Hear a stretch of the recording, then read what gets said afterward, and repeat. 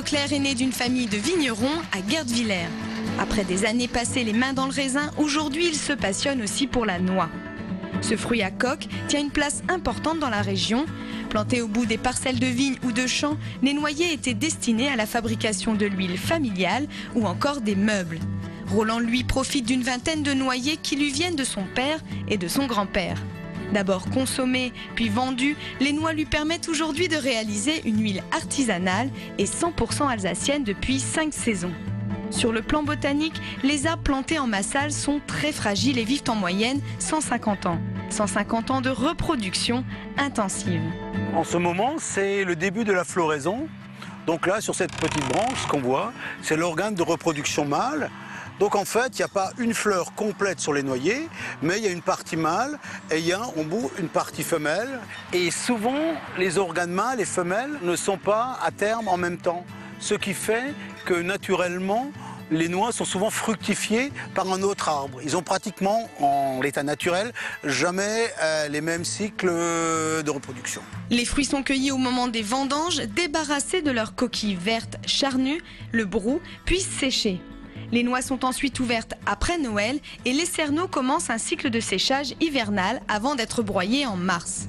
Et pour réaliser son huile, Roland s'est inspiré de la technique que lui a transmis le dernier meunier à sec de Guerdvillers. Les noix sont broyées chez moi par un laminoir à amandes. C'est ce qu'utilisaient les pâtissiers anciennement pour faire de la pâte d'amande et du pralin. En fait, je fais 5 passages parce que chaque fois, je rapproche les cylindres un petit peu. Plus les éléments sont petits, plus facilement on peut sortir l'huile de noix. Les cerneaux broyés, l'extraction de l'huile peut commencer. Mais avant la presser, la poudre de noix est mise dans un chaudron pour être torréfiée. La noix fraîche a toujours une amertume. C'est la torréfaction, la chaleur, qui a une action sur la noix, qui lui enlève ses amertumes et qui la rend plus digeste en supprimant une bonne partie de ses allergènes. Moi, j'ai choisi d'avoir la même pressée qu'il faisait il y a 2 siècles, une pressée verticale. Je vais obtenir une huile qui est très claire d'origine pour ne pas être obligé de la filtrer par après. À la sortie du pressoir, on peut observer 2 phénomènes. L'huile d'un côté et une farine de noix de l'autre. 2 kilos de cerneaux sont nécessaires à la production d'1 litre d'huile. Une centaine de litres partent en chambre froide pour être décantés pendant 1 mois. Fin avril, la mise en bouteille et l'étiquetage sont réalisés artisanalement et en famille. Vigneron et meunier, Roland compte bien étendre sa production. Il a déjà tout prévu.